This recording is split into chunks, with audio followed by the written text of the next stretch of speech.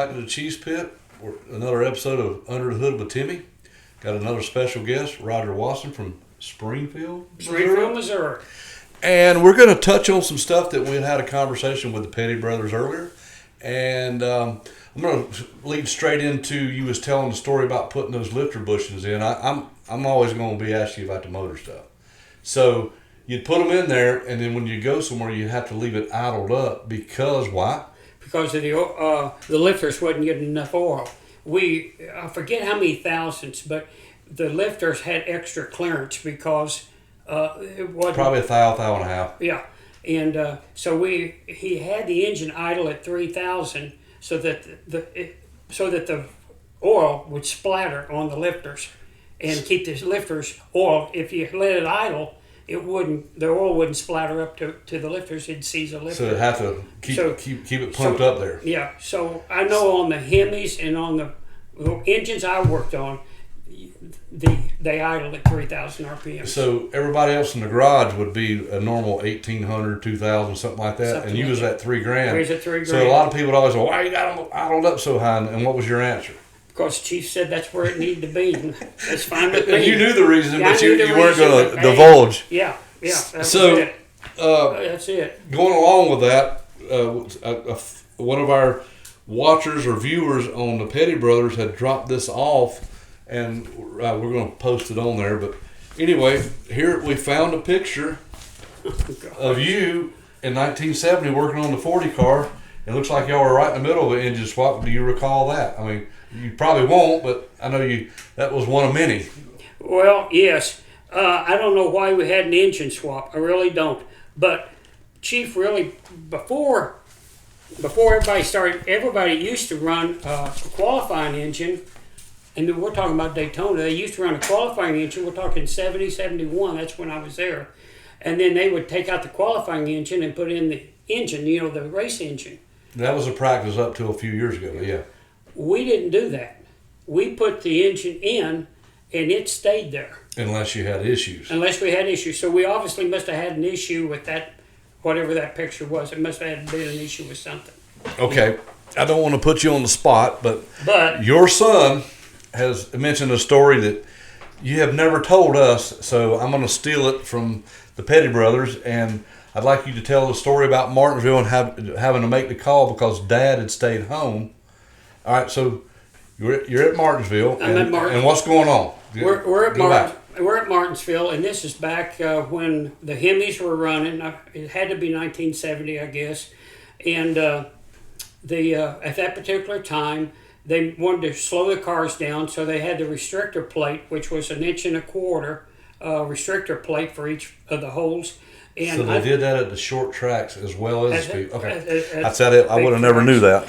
And that killed on the dyno. We figured out it killed 150 horses. Okay, just right to begin with. So you get sent to Martinsville. Yeah, by yourself. By myself, or as the motor guy. As the motor guy, and that was back then. You went a day or two early to practice. Yes, sir.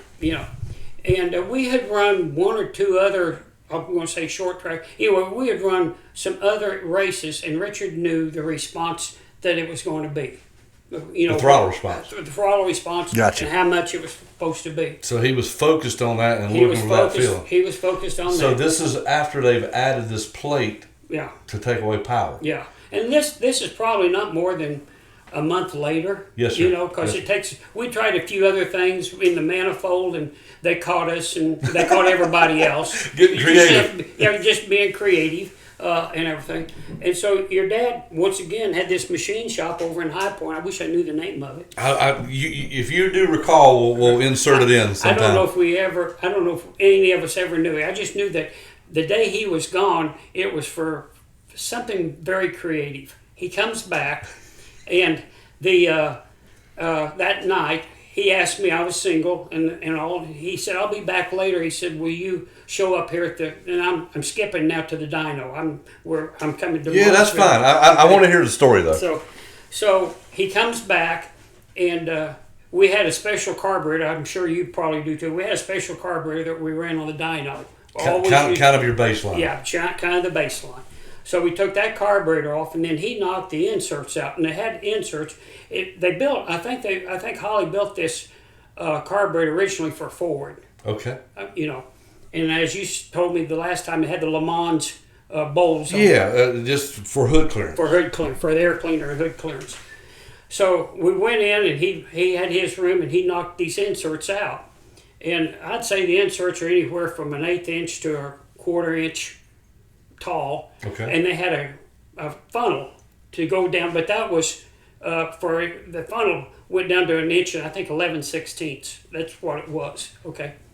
He pulls out of his pocket 4 of them that are neural and look exactly like what we just knocked out, except it had been hollowed out from the bottom. Okay. Yeah. And when he hollowed out from the bottom, the 1 11/16 actually came back to about 1 3/8 or 1.5 inches, somewhere in there. Anyway, right. It was a bigger opening than it should have been. So, this is great. Go ahead. So I go to Martinsville, and I know we're very creative. We're very creative. Richard runs it a little bit. He comes back, and he says, "I want to see you in the truck." Okay. Fine. Oh, did you get the crooked finger? Yeah, got the crooked finger. And he says, I think y'all did something to the engines. I need to know what it is. And I said, well... So it was better than what he had been running before at the previous track. Okay, oh, yeah. Now it's making sense. I got you. Yeah. Keep going. Yeah, he'd run the other track. So this time it had more response All to right, it. I'm 100% with you now. So I said, well, you need to call Chief. You need to just call him and see what he says and everything. So back then we didn't have cell phones, and they're practicing, so he has to wait to walk out to the to a payphone. To a payphone. Okay. Can you imagine this? He comes back, and I said, "Did you talk to him?" He said, "Yeah." He said, "You know good and well what he said." And I said, "What?" And he said, "You're supposed to tell me." I said, "Well, if you let off two to three car links, we'll be fine." So he already had that ciphered in. He just wasn't up to speed on it. Yeah. Gotcha. So we didn't sit on the pole. We did not want to sit on the pole. So anyway, and I don't even know if we won the race. I have no clue. The scary. I think he won either 13 or 14 miles. Yeah, but I don't know if he won that particular race, and I don't know which race it was. I just know it was a Hemi with a... So in other words, he went, found the phone, called my dad, who was back at the shop, and then had to report back to you to go to another truck meeting for you to tell him to let off that y'all had already discussed this previously. Yeah, we'd already discussed it, and so... That's awesome. So gosh, could you imagine telling the king what to do? No. No. Anyway. Well, that's what it sounds like. I know you weren't, but he was just trying to get better and get with the program of what y'all was doing. So your daddy didn't show up till Sunday morning. Okay.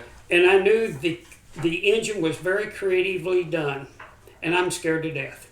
Because what you got to do back then is you had to pull the carburetor up, and they would take the plate off, the 1 1/4 plate off. And put theirs on. And put theirs back on. Okay. They would just trade you. And then Bill Gasaway they'd taken the valve, and they'd fixed it so it'd be 1 11/16 or whatever size it was supposed to be. I don't know exactly. So it was a go-no-go gauge. Yeah, kind of little like checker. So he was tall, and he'd lean over the front of the car, and he would go underneath it, and check and make sure. So normally your dad would be on the left side of the car because it had the linkage, your linkage to the throttle linkage, and I'd be on the right side, and I'd take off my 2 nuts, and he'd take off his 2 nuts, and fine. So we're walking to the car, and he says, "You get on the left side this time." Well, I'm already nervous anyway, and I'm thinking I'm going to screw up this linkage. Yeah. So, and it was a cable linkage too, wasn't it? Yeah, it was cable linkage. And back then we had 2 little springs, for it. Yeah. Also, I take mine off and raise it up. And your dad starts really chewing on me. He starts, raise it up higher. I can't get to it. Yeah. And I'm the young... I can hear him saying it. I'm one of the youngest mechanics there. And Bill Gasaway, and I'm sitting there just shaking like this on the carburetor, And Bill finally felt sorry for me. He said, Chief, just take it easy. And he kind of haphazardly hit it, okay? And he said, that's fine. So we put it down. So you was the diversionary tactic. Yeah, I was the diversion. Okay. So we put it back down, and I'm trying my best to put the nuts back on. And your daddy looks at me and gives me his wink. And then you stopped shaking. I started shaking. And You stopped shaking after that. Then he grinned and laughed, and I knew everything was cool. I just knew everything was cool. That's funny you said that, because later on in life I was working with Harry Hyde, who would get creative on. Oh yeah, this was Harry. in the 80s. Yeah, I liked Harry. And I come home and I was about to cry. And I told Daddy, I don't know if I can get along with this Harry Hyde guy. And he said, well, he needs you for that diversionary tactic. That's why he's screaming at you. I'm in my 20s, just like you were. And this guy's just bawling me out. Oh, yeah. Screaming at me. I'm like, what have I done wrong? Yeah. And then Harry actually told me later, hey, I just need somebody to get their attention on what I'm wanting them not to look at. And that's what was going on there, right? Yeah, yeah. Cool. That's what was going on there.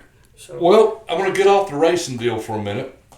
And you had told another lovely story, and here it is. I hope this drops around Christmas. I think it will.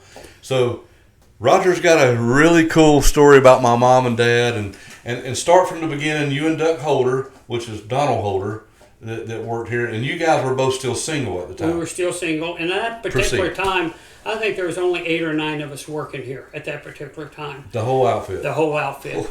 And the reason that Duck and I went up there was because we were single and we didn't have anything really to hoop and holler about at Christmas time. So you didn't get back till Christmas Eve? We went the day before Christmas Eve. Where did you go? We went to Indiana to Nichols Engineering. Was it Nichols Go Fast Factory is what they call it, right? Okay. Well, it was Nichols. Yeah, it was Nichols. What was his first name? Do you remember? I don't remember. Gosh, I should know that myself. We'll have to insert it because there's a card somewhere. So we went up there, and it was the first Superbird I ever saw in my life.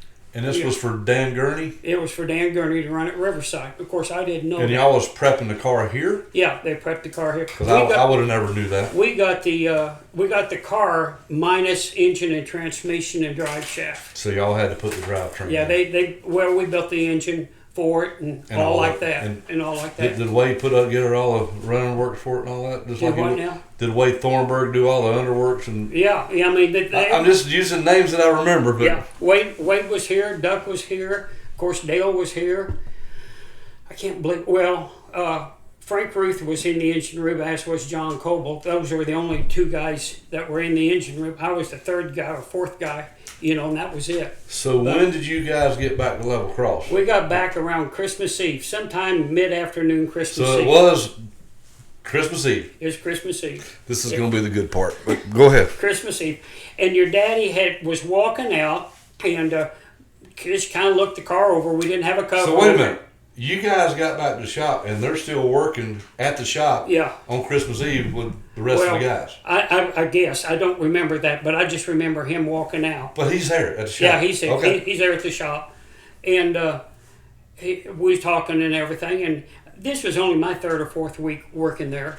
And so I'm walking around, hey, how are you? We got it back happy and everything. And he kind of looked at me and he says, what are you going to do the rest of the afternoon? And I was staying at a trailer. I took my son to it this afternoon to see where it was.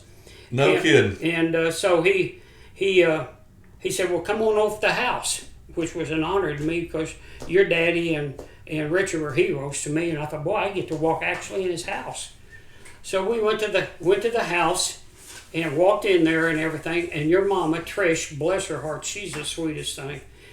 She had Divinity, all different kinds of Christmas candy there. And I'm going to say it was at least 2 foot wide and probably a foot deep or something. All different kinds of Christmas candy. Well, you want some Christmas candy? Well, yeah. I hadn't had anything to eat, So I eat that and everything. And I think I had a drink of water and everything. And he said, have you ever had any moonshine? I'm a guy from Missouri. I barely know what moonshine is. Well, let me introduce you to it. So, make a long story short, we probably devoured 3/4 of your mama's Christmas candy. Well, I remember not getting none that year, but I'm just kidding. I don't remember it. And I was thoroughly drunk. I do not remember even driving back to my trailer we were supposed to be. I think we're supposed to be back at work around noon Christmas So in Day. other words, you had more than one little snort. Yeah, I had. There were quite a few flavors And downstairs. you kept going back and up. Oh yeah, we had to try the In different between flavors. the candy, you go get a different flavor like Yeah. cherry or. Cherry or peach or black cherry or whatever. That's a You mess. know, he had quite a few kegs down there, and anyway, your mama. Well, it was the holidays, you know. Oh yeah, it was the holidays. Oh yeah, it was the holidays. Your mama showed up, not Christmas Day, but 2 or 3 days later, and I'd never met her before, but I got to meet her that day, and you all have probably been talked to a time or two by your mama. I got a good chewing out over that. Was it for eating her candy or? Oh yeah, for eating the candy. She didn't care if I got drunk or not. Is eating her all or? I think she's just giving you a hard time because the story goes that you were supposed to report back to work the next day at noon, which is Christmas Day. Yeah, and I showed up about 2 or 3 o'clock because it was all I could do to get there. And I just told your daddy, I said, I don't want to do anything technical. Just let me sweep the floor or let me do something to. But he knew. Oh yeah, 'Cause he died laughing. So you were drinking 2 to his 1, probably on probably the 3 or 4 to his 1. He was having a ball getting me So drunk. it was definitely a ploy. Oh yes. But the thing that really intrigues me about this whole story was this was Christmas Eve and Christmas Day, and you guys, which I'm pretty sure you had to, because was this when you first started here? Yeah, well, this when we So first is this started. This 1970? 1970. We literally had to get the engines ready. We just got rid of all the Ford stuff. Right. Okay. Well, it's actually 69 then. Yeah, 69. It's Because- Christmas of 69. And we had to get rid of all. And you're transitioning from Ford to Chrysler, Yeah. and you guys are back and forth with very few people here to begin with. Yeah, and then you're working Christmas Eve and Christmas Day, Well, and he's getting you wasted. Well, we had to because you just had to do it. But we just got. I think that's one of the greatest stories. And thanks for mentioning it. And do you have anything else to add to that one? No, not really. We got rid of all the Fords. It probably took them a day or two to get rid of the Ford. I mean, a week or two to get rid of the Ford stuff. You know, when So it was a major clean out, clean up, and then you guys and here it was Christmas, and you were going to pick up a car that was previously done by Nichols. Yeah. Wow, so you had to work Christmas Eve, Christmas Day, and plus you'd just gotten back. That's right. I love it. Yeah. Well, look, here it is. Thanks for coming. You betcha. Thanks for spending time with us on both shows. You betcha. We'd like to wish everybody Merry Christmas, Happy Holidays, Happy New Year. Anything else, please like and subscribe. Yes. And come on back anytime, Roger. Okay. Merry Thank you. Christmas. Bless your heart. Thank you.